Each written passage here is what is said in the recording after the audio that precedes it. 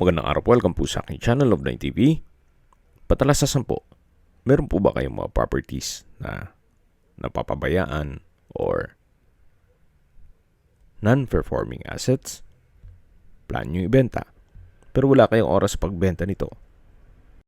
Kung ito'y pagkakatiwala nyo po sa amin, tawag lang po kayo sa aking numero, usap po tayo, gawan ko po ng video for free.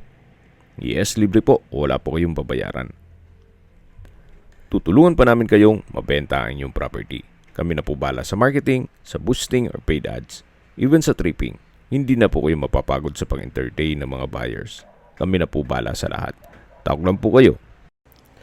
Hanap nyo po ba'y isang tahimik na lugar, sariwang hangin, at malamig ang klima para sa inyong retirement o bahay bakasyunan? At maliit na sukat ng lupa lang po. Gaya po dito, pwede pong 1,000 square meters lang ang pwede nyong bilhin. Kung naliliitan kayo sa 1,000, pwede ring 2,000 or 3,000 square meters. At ang kagandahan pa po dito, pwede pong hulugan hanggang 2 taon o 3 taon. Depende po sa pakipag-usap natin kay owner. Nandito po tayo ngayon sa Alfonso, Cavite, kung saan ito pong bagong video presentation natin ay residential farmlots na ang minimum cut ay 1,000 square meters. So kung sakali man po na 2 o 3 o 4 kayong magkaibigan na gusto magkatarbe, makakapili pa po kayo gawa ng kakabukas lang po nitong project na to. So, kumbaga pre-selling stage pa lang po, kaya mura lang po ito binebenta ni owner. Iba po yung presyo ng cash basis at installment basis. So, yan po yung right of way. Bali po 2 ang entry at exit points nitong subdivided lots. Kaya hindi po ganun ka sikip ang daan at maluwag ang magiging traffic.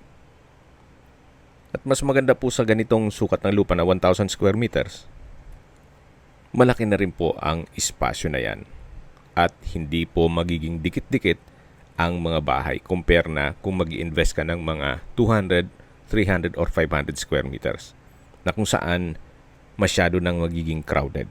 Pero ganito pong sukat ng lupa na 1,000 square meters, meron pong mga setback ang kada property. So hanggang sa dulo po ito. So meron pong access dun sa main road at dun sa secondary road. May tubig, kuryente at internet provider na rin po dito sa area gawa ng marami na rin pong mga kabahayan dito. Isa po sa big factor once nag-invest ka sa pre-selling stage, so every year tumataas po ang presyo ng lupa. Halimbawa po, ngayon mag-invest ka dito, then habang hinuhulugan nyo po siya, ay tumataas po ang halaga ng lupa. Then, pagdating ng panahon na mabayaran niyo po siya, kumita na po kayo. So, hindi po kayo lalabas ng ganun kalaki. Pero kung may pang-cash naman kayo para wala maraming iintindihin, mas maigi po gawa ng iba po ang presyo ng cash basis. Mamaya po, i-detalye ko sa inyo yung breakdown. Pero sa ngayon, tunghayan nyo po itong lupain na kung saan napaganda, napakaliwalas. Ito po'y nasa mataas na lugar. Ang estimated elevation above sea level ay 1,357.3 feet. Kaya flood-free area. Sa mga nag-skip po ng video, summarize ko lang po. Ito pong property ay located sa Alfonso, Cavite. Then mula po Barangay Road, ito po yung inner lot kaya napakatahimik po ng lugar at napakaaliwalas. May access na po ng tubig, kuryente at internet provider.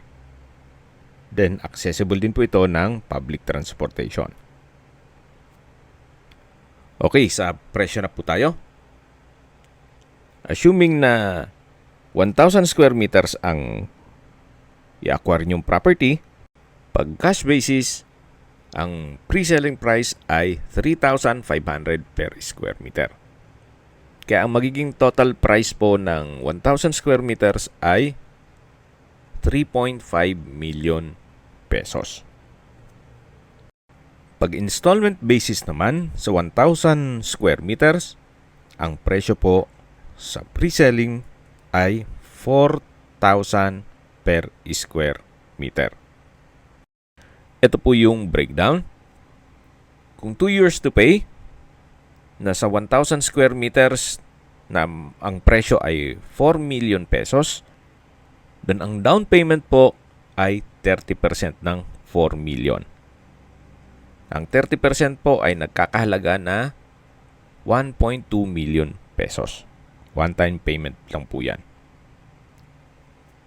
Then, ang balanse po na 70% na nagkakahalaga na 2.8 million pesos, pwede nyo pong bayaran in 24 months without interest. Then, ang monthly naman ay 116.66,000 pesos. Then, dito naman po tayo sa breakdown ng 3-year scheme o 3 years to pay. So, kung 1,000 square meters, ang total price is 4 million pesos sa pre-selling price at ang down payment ay 30% na nagkakahalaga na 1.2 million pesos. Then, ang balance na 70% ay nagkakahalaga na 2.8 million pesos. At sa 3 years o 36 months, ang magiging monthly nyo po ay 77,777 pesos. So mula po dun sa concrete road na nadaan natin kanina, isa po ito sa right of way. Kaya po nang sabi ko sa inyo, dalawa po ang entry at exit points nito. Yung lot plan po siguro mag-message lang kayo para ma-send ko sa inyo at makapili kayo ng lokasyon na gusto nyo. Especially yung mahilig sa morning sun or corner lot. So, depende po yan kung ano man ang maibigyan ninyo. At least po ngayon, kakabukas lang nito, pwede po kayo mag-invest ng mga 2, 3 o 4 na lote habang pre-selling price pa lang po tayo. Okay, sa distance, location at travel time portion na po tayo. Mula po sa bayan ng Alfonso, ang distance is 2.7 kilometers at ang travel time is 7 minutes. Kompleto na po doon gaya ng public market, groceries, convenience store, remittance center, banks, schools, church at hospital. Yan po yung lagi kong binabanggit sa aking video na dapat nyo i-consider sa property ay yung may malapit na hospital. Hindi ko naman po sinasabing sakitin kayo. Yan naman po for emergency purpose lang naman. At mula naman po sa Tagaytay Bypass Road, ang distance is 8.2 kilometers at ang travel time is 16 minutes. Mula naman po sa Welcome Arc Alfonso, ang distance is 9.3 kilometers at ang travel time is 18 minutes. Mula naman po sa Twin Lakes, ang distance is 8.8 kilometers at ang travel time is 17 minutes. Mula naman po sa Tagaytay Rotonda, ang distance is 20 kilometers at ang travel time is 39 minutes. Kung manggagaling naman po sa Manila o sa airport, ang distance is 64 kilometers at ang travel time is 2 hours and 20 minutes kasama na ang traffic. Yan po, tunghayan nyo po itong inyong magiging bahay bakasyonan o farm lot. Napakaganda po. Kung may mga katanungan po kayo, tawag lang po kayo sa aking numero. At sa mga kababayan naman natin nasa ibang bansa, meron po akong Telegram. Sa mga iPhone user naman, may iMessage. Meron din pong Imo, Skype, Viber at WhatsApp.